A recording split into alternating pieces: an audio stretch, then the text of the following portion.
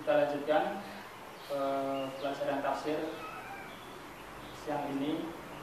Insyaallah surah Al-Humazah, surah apa? At-Takasur ya, surah At-Takasur.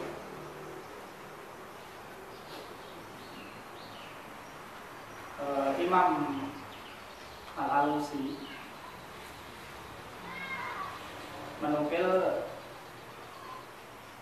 pendapat ataupun perkataan dari Imam Al-Ghazali sebelum kita masuk ke tafsir ya, tentang maksud-maksud Al-Quran. Jadi Imam Ghazali mengatakan atau menyatakan maksud ilmu atau pengetahuan yang diketahui dari Al-Quran itu ada 6. Jadi maksud yang kita ketahui atau yang akan kita ketahui dari Al-Quran itu ada 6. Dibagi lagi menjadi 2. 6 ini dibagi menjadi 2. Salah satu muhimmah dan salah satu mutimmah. 3 hal itu yang terpenting dan 3 hal yang pelengkap. Jadi pengetahuan dari Al-Quran itu tidak keluar dari 6 hal ini. Yang pertama, 3 hal yang terpenting itu adalah yang pertama, ta'riful mad'u ilaih, mengetahui apa yang diseru kepadanya, yaitu mengetahui tentang Allah Subhanahu wa Ta'ala. Jadi yang pertama mengetahui tentang Allah Subhanahu wa Ta'ala. Namun sayangnya sebagian kaum muslimin kalau melewati ataupun ketemu dengan ayat-ayat yang menjelaskan nama-nama atau sifat-sifat Allah Subhanahu wa Ta'ala, kadang-kadang mereka malah mentakwil. Padahal ini maksud yang pertama, maksud yang paling penting. Dikatakan Allah itu memiliki wajah, wa yabqa wajhu rabbika dzul jalali wal ikram, dan tetap kekal wajah Tuhanmu yang mempunyai kebesaran dan kemuliaan. Ada yang tidak mau. Tidak, Allah tidak memiliki wajah. Maksud wajah itu adalah kemuliaan atau kebesaran. Maka ini sesuatu yang menyimpang. Kenapa? Karena Allah dan Rasulnya itu menjelaskan agama itu dengan sejelas-jelasnya, dengan bahasa Arab yang jelas. Kalau Allah menghendaki, Allah tidak menyebutkan wajah, tapi Allah menghendaki menyebutkan wajah. Berarti kita yakin bahwasanya itu memang ada wajah bagi Allah Subhanahu wa Ta'ala. Mungkin orang-orang yang menolak, kalau begitu sama dengan manusia punya wajah, sama dengan makhluk punya wajah, maka kita katakan tidak ya. Karena zat Allah beda dengan zat makhluk, begitu juga sifat Allah beda dengan sifat makhluk. Nama boleh sama ya, tapi hakikat berbeda. Itu yang pertama. Dimaksud dari mengetahui mengambil ilmu dari Al-Quran, yang pertama adalah mengetahui tentang Allah Subhanahu wa Ta'ala. Namun sayangnya, saya katakan sekali lagi bahwasanya ketika disampaikan ayat atau hadis yang jelas tentang Allah, kadang-kadang malah tidak mau, menolak, mencari arti yang lain. Padahal artinya sudah jelas, itu artinya. Kemudian yang kedua adalah ta'rifus siratil mustaqim, mengetahui jalan yang lurus, yaitu jalan yang menyampaikan kepada Allah Subhanahu wa Ta'ala, yang menyampaikan ke surganya.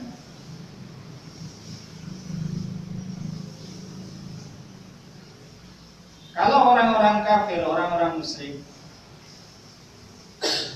tidak mau mengikuti jalan yang lurus yang disampaikan oleh Nabi Muhammad SAW, mungkin karena mereka tidak beriman. Tapi ada sebagian orang Muslim tidak mau mengikuti jalan yang lurus yang disampaikan oleh Nabi Muhammad SAW, mungkin karena mereka tidak beriman. Tapi ada sebagian orang Muslim yang justru dia juga tidak menerima ya, tidak taslim dengan apa-apa yang diajarkan oleh Nabi Muhammad SAW. Padahal itu yang disampaikan Al-Quran, padahal itu yang disampaikan Nabi SAW. Berusaha menghindar atau berusaha mentakwilkan, memalingkan dari petunjuk Allah dan petunjuk Nabi SAW dengan berbagai alasan, atau karena bercanda misalnya, maka ini pun tidak boleh.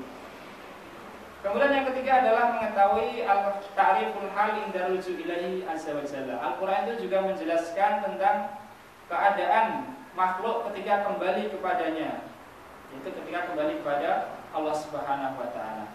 Jadi ini tiga hal yang paling penting yang diketahui manusia atau kaum muslimin dari Al-Qur'an, mengetahui tentang Allah Subhanahu wa taala, mengetahui jalan yang lurus, ya. Dan yang ketiga adalah mengetahui keadaan saat kembali nanti, ya. Tentu kita semua paham bahwasanya paling akhir, ya, yang tidak ada sesudah itu adalah surga dan neraka.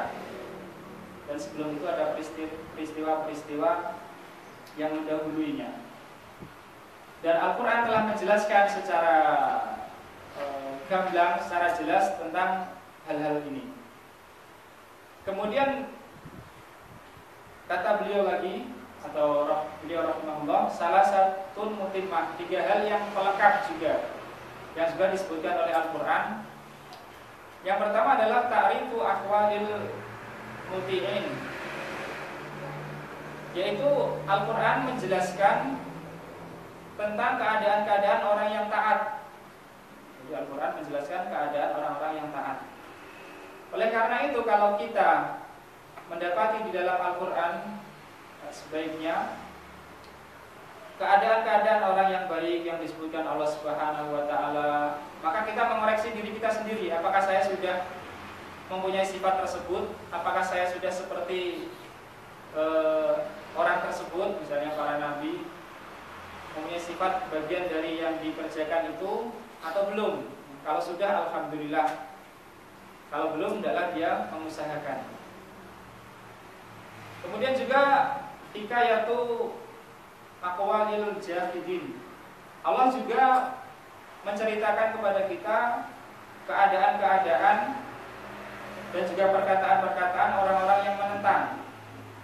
Keadaan-keadaan ataupun perkataan-perkataan orang-orang yang menentang para nabi, para rasul, dan juga kafir kepada Allah Subhanahu wa taala. Baik itu dari sifat asalnya, kekafirannya atau kesyirikannya, ataupun sifat keburukannya yang di bawah itu, misalnya mengurangi timbangan, misalnya lagi membunuh dan sebagainya. Maka adalah seseorang mengoreksi dirinya ketika melewati ayat-ayat yang menceritakan keburukan orang-orang terdahulu. Kalau ada pada dirinya, hendaklah dia meninggalkannya dan bertobat kepada Allah Subhanahu wa taala. Dan kalau dia sudah terbebas darinya, maka alhamdulillah, bersyukur kepada Allah Subhanahu wa taala, dia tidak memiliki ataupun dilindungi dari Allah Subhanahu wa taala dari sifat-sifat buruk tersebut. Dan yang terakhir ini juga penting, yaitu ta'rifu manazilid thariq.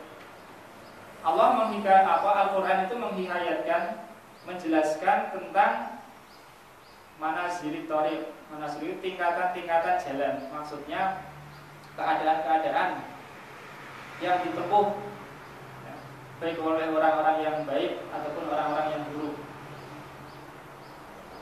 Yang ditempuh oleh orang baik misalnya rajin sholat, kemudian adil, berbuat baik. Seperti itu Al-Quran menjelaskan. Begitu juga yang ditempuh oleh orang-orang yang buruk, misalnya sombong, suka membangga-banggakan kelompoknya dan sebagainya. Ini 6 hal yang insya Allah ilmu Al-Quran atau pengetahuan tentang Al-Quran tidak keluar darinya. Kita ulangi, yaitu mengetahui tentang Allah, mengetahui jalan yang lurus, mengetahui keadaan kembali kepada Allah, yaitu akhirat. Kemudian juga mengetahui keadaan orang-orang yang taat, mengetahui keadaan orang-orang yang menentang, dan juga mengetahui amalan-amalan mereka, baik orang-orang yang taat maupun orang-orang yang menentang.